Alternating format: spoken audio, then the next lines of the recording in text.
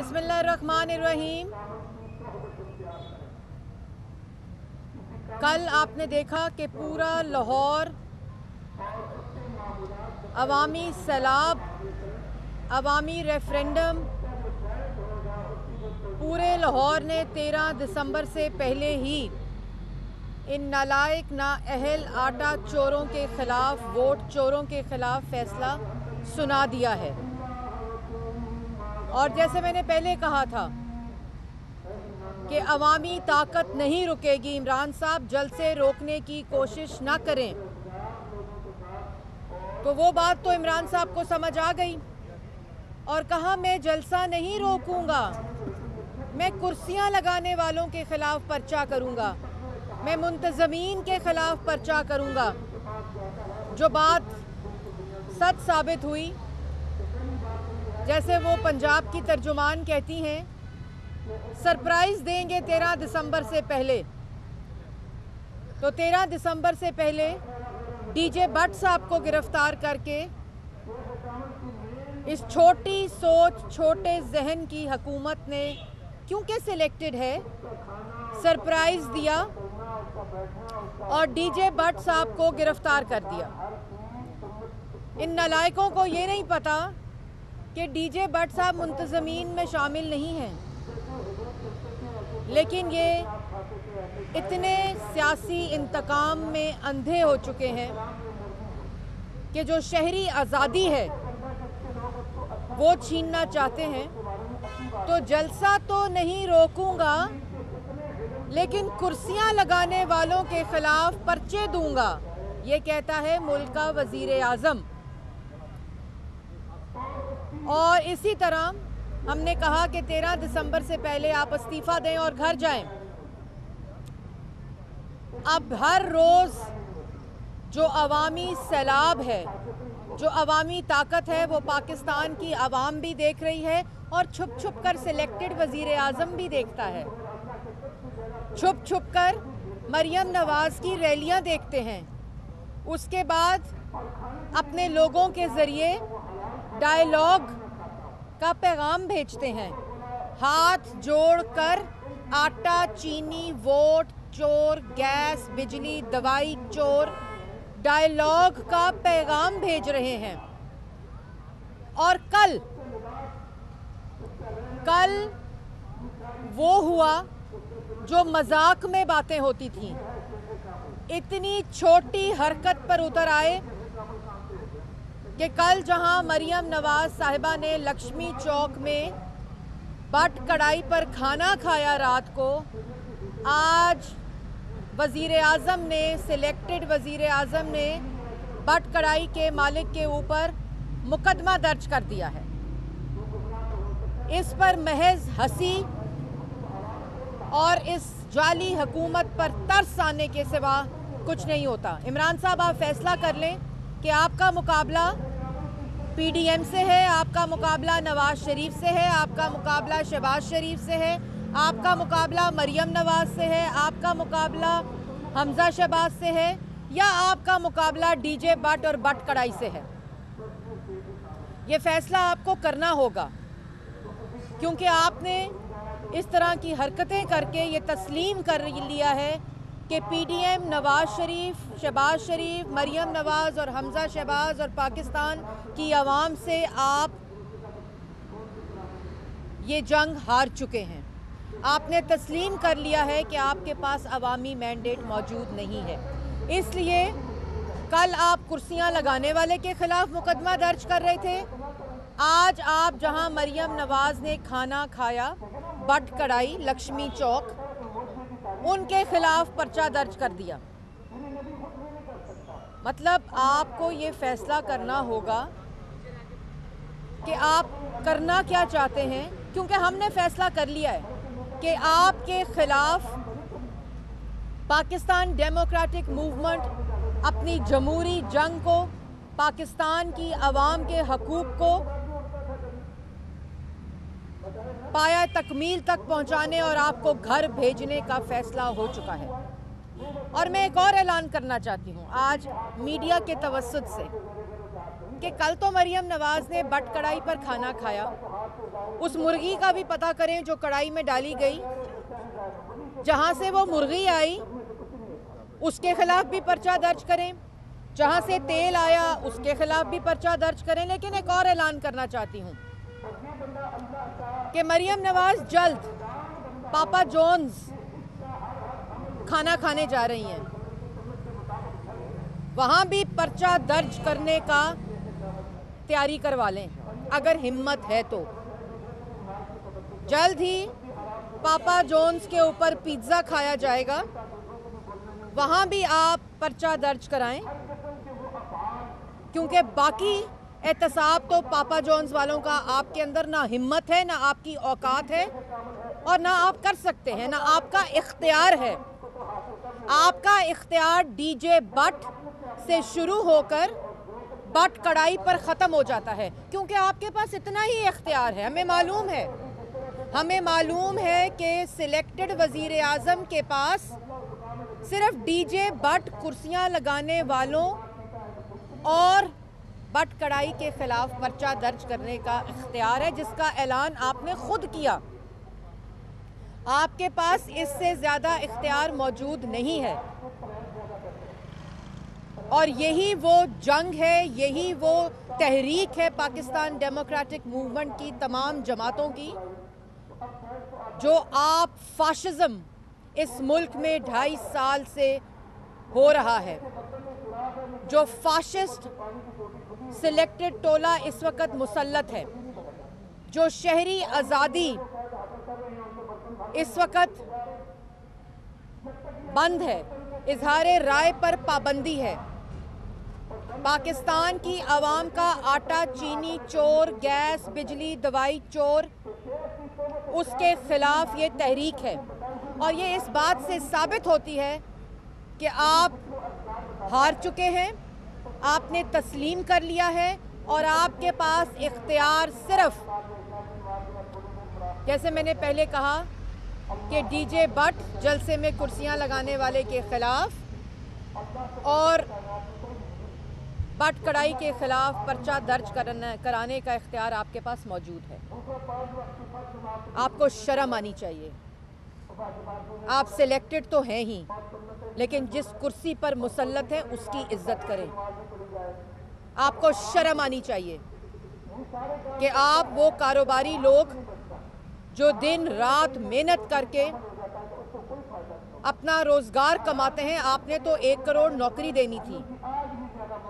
और जो लोग हंसी मजाक में बातें करते हैं, कल हमने ये सोचा था जब हम वहाँ खाना खा रहे थे तो मैं और मरियम नवाज शरीफ साहिबा ये बात कर रहे थे कि कल बट कढ़ाई पर भी पर्चा हो जाएगा, और मजाक में बात कर रहे थे। और आज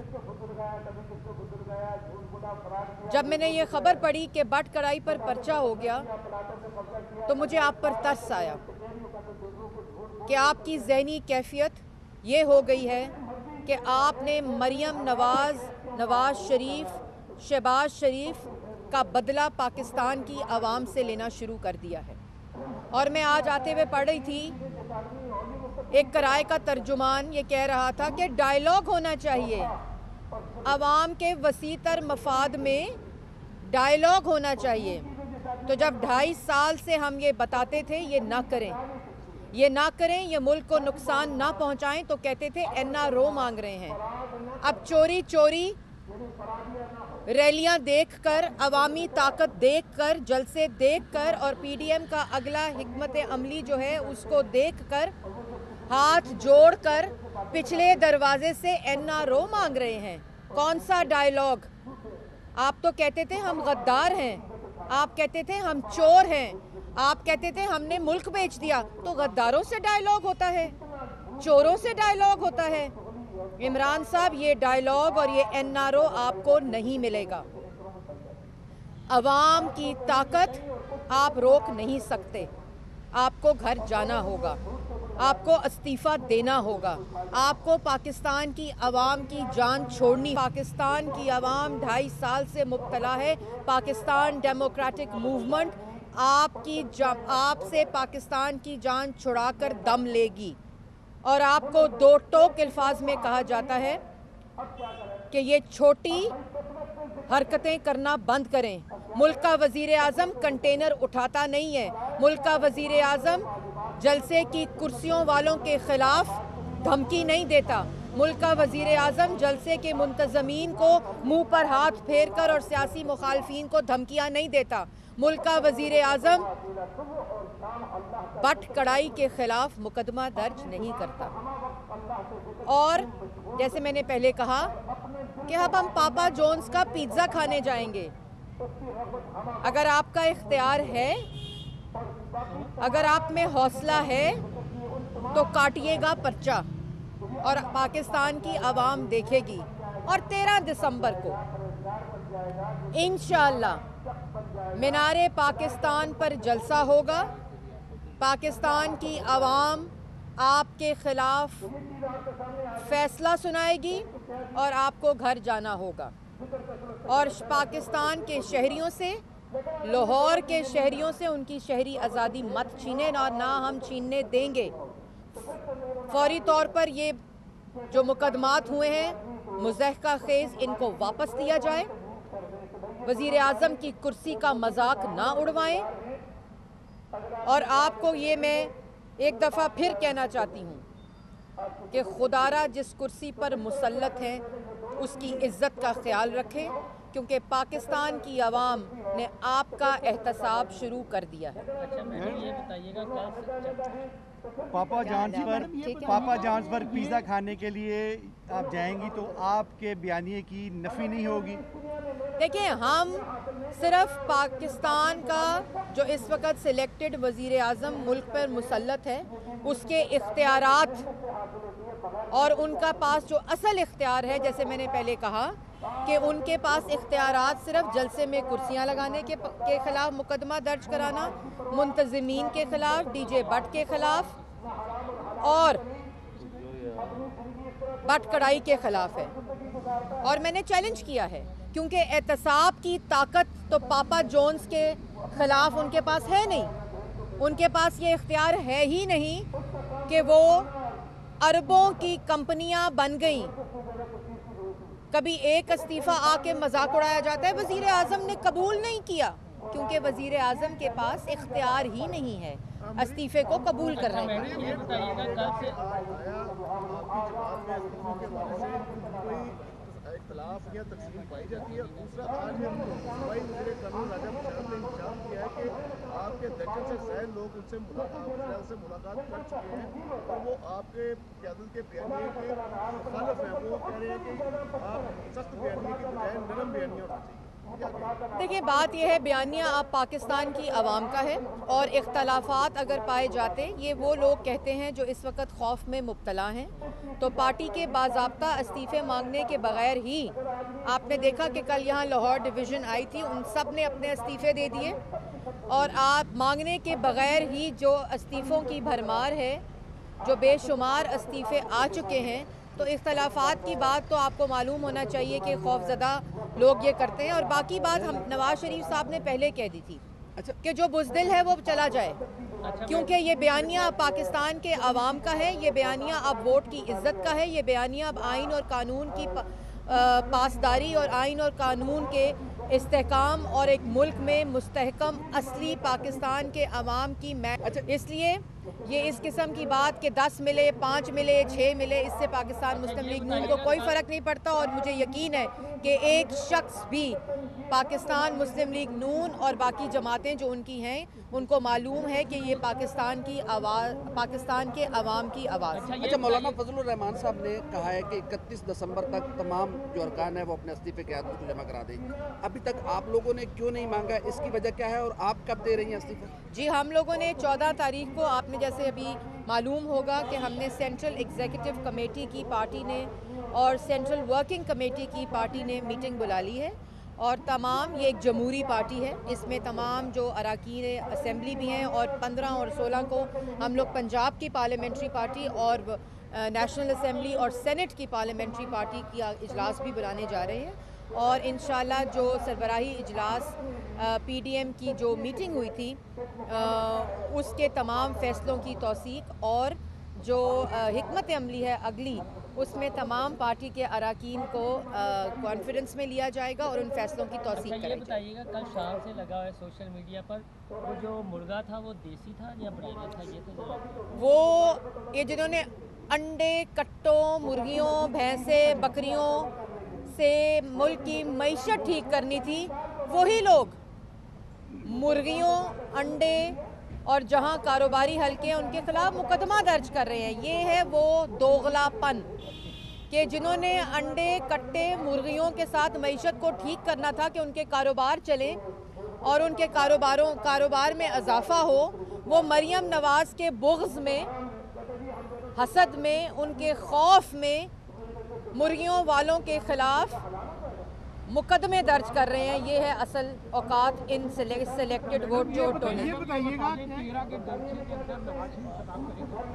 बिल्कुल करेंगे जी। 13 दिसंबर को नवाज शरीफ साहब मीनारे पाकिस्तान पे खिताब भी करेंगे और इन वोट चोर सिलेक्टेड टोले के ख़िलाफ़ जो हमारा अगला ऐलान होने जा रहा है 13 दिसंबर को, वो भी होगा।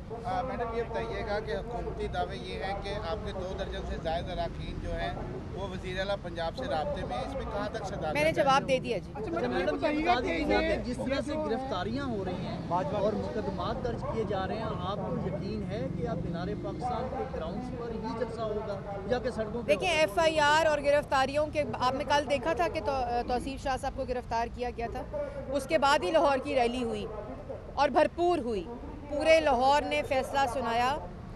तो बात सिर्फ मुख्तसर ये है कि जितने पर्चे कटेंगे, जितने FIR होंगी, जितने मुकदमात होंगे, मैंने पहले कहा था कि आप मुकदमात और FIR काटने का रिकॉर्ड कायम करें, हम अल्लाह ताला के फजलो करम से कुर्सियां लगाने का और भरपूर जलसे का रिकॉर्ड कायम करेंगे। आप FIR काटें, हम फ्रेम कराएंगे, आप मुकदमे दर्ज करें, हम गले का हार बनाएंगे। मैडम ये बताइएगा कि इस बड़ा महीना में पोर्टफोलियो चेंज हुए, उस पर क्या कहेंगे? शेर रशीद साहब को जो है उनका पोर्टफोलियो चेंज कर दिया गया, दाखिला दी जा रही है। नहीं इजाज शाह को रेलवे दी जा रही है, क्या कहेंगी? मैं इस पर जब तक ऊपर बैठा शख्स नालायक होगा, ना अहल होगा, चोर माफिया का हिस्सा होगा, जो ATM को, अपने ATMs को फ़ायदा पहुंचाकर पाकिस्तान की आवाम पर डाका डालता है, तो नीचे जो तब्दीलियां हैं वो वही तब्दीली का नारा है जो 2013 में लगा था और 2018 में उस तब्दीली के नारे का जो जनाजा निकला है वो पाकिस्तान की आवाम के सामने है। ये जो पोर्टफोलियोज़ का रद्दोबदल है, ये सिर्फ आवाम को बेवकूफ़ बनाने की नाकाम कोशिश है। नाकाम वज़ीर को एक वजारत से दूसरी वजारत में, नाकाम वज़ीर को दूसरी वजारत से तीसरी वजारत पे, जब तक नाकाम, नाअहल, चोर सिलेक्टेड वज़ीर आज़म घर नहीं जाएगा, इस टीम से, वो कहते थे ना, इमरान साहब खुद कहते थे, कैप्टन जैसा होता है टीम वैसी होती है। तो कैप्टन नालायक, नाअहल, चोर, माफिया होगा तो फिर पाकिस्तान की आवाम को कोई रिलीफ नहीं मिल सकता। इनके हाथों सिर्फ पाकिस्तान की आवाम आटा, चीनी, गैस, बिजली, दवाई चोरी कर सकती है और कुछ नहीं। मैडम ये जो रवैये में तब्दीली है, इमरान खान के किया गया है, दहशतगर्दी का भी खतरा है, तो इस सिलसिले में जब मुल्क पर एक सियासी दहशतगर्द हुकूमत मुसल्लत हो तो उसके अलावा वो जो मर्जी करे वो महना खेज होती है। ये बताइए एक जरूरी ये बताइए, इमरान खान के रवैये में जो तब्दीली आ रही है, आपको मुज़ाकरात की कभी वो दावत देते हैं, कभी वो कहते हैं मैं दबाव बर्दाश्त कर लूँगा और ये सारा कुछ फेस करूँगा, तो क्या सिलेक्टर से उनके ताल्लुकात कशीदा हैं और सिलेक्टर्स को तब्दीली लाने का सोच रहे हैं बतौर सियासी कारकुन? आपके देखिए, बात सिर्फ ये है कि इमरान साहब हाथ जोड़ के NRO मांग रहे हैं, पैगामात भिजवा रहे हैं, रात को छुप छुप कर जलसे देखते हैं, रात को छुप छुप कर मरियम नवाज़ की रैली देखते हैं, का एक जो एनालिसिस है वो खुद तज्जिया करते हैं, उसका जायज़ा लेते हैं और पहले एक आदमी पैगाम लेकर आता है, जब रैली बड़ी हो जाती है तो फिर 2 लोगों को काम पे लगा देते हैं, जब उससे बड़ी हो जाती है तो 4-5 लोगों को उस पर लगा देते हैं कि डायलॉग कर लें। लेकिन ये NRO इमरान साहब को अब नहीं मिलेगा, जो चाहे कर ले, इमरान साहब को घर जाना होगा क्योंकि ये मुल्क इस चोरी का, नालायकी का, नाअहली का मुतहम्मिल नहीं हो। अच्छा, प्रिंस खट्टर से आपने राब्ता किया, कोई मुज़ाकरात?